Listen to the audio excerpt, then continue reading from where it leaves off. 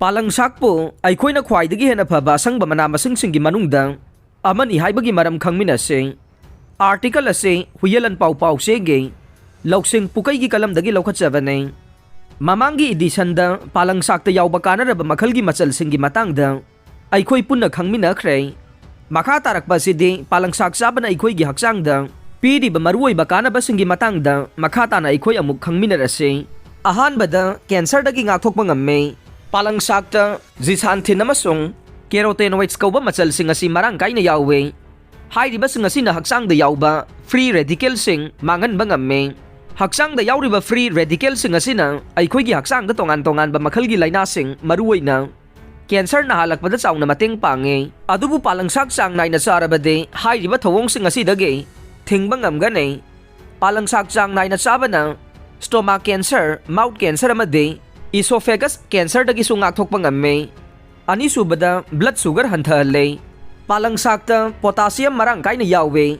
Blood pressure wangba miyoy sing maruwaina potassium yawba chinjak sing sisinanaba akhang ahi sing napalle. Maram aduna blood pressure hanthanba ngamba potassium palangsakta marang kaina yawba na maram oiraga asangba mana asi chabada yamna kanaba oy.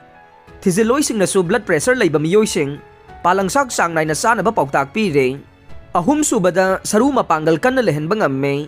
Palangsak asi vitamin A ge maruoy bahaurak pamamasu oire. Aikoigi haksangda yauriba saru sing mapanggal kan na amade masa maupa na lehen na bohona bada vitamin K ge thaudang yamna chawe. Masigi mathakta aikoigi haksang na calcium mapungpha na subsin na bohona bada palangsang na henba mateng pangselle. Palangsak khuba mamada calcium milligram sanige yangkhay yawe.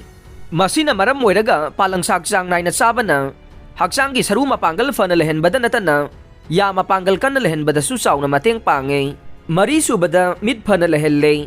Palangsakta lutein namasung jizathin kauba antioxidant sing yawe.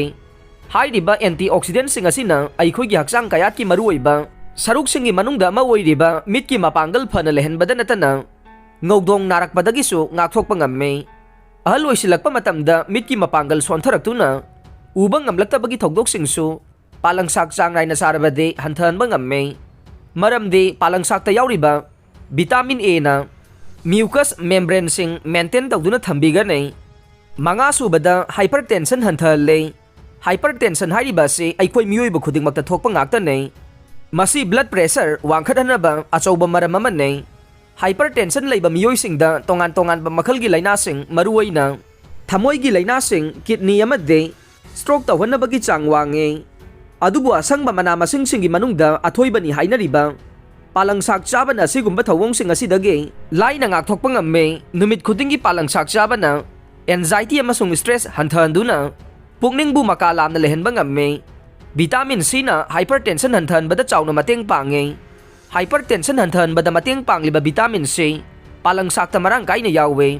Taruk subada kaugjan thibadagi ngakthokpa ngamme. Palangsakta iron gi saruk marang kaina yawe. Aikoigi haksangda yauriba iron ge component asina anemia kaugjan thiba thoglakadabadagi ngakthokpa ngamme.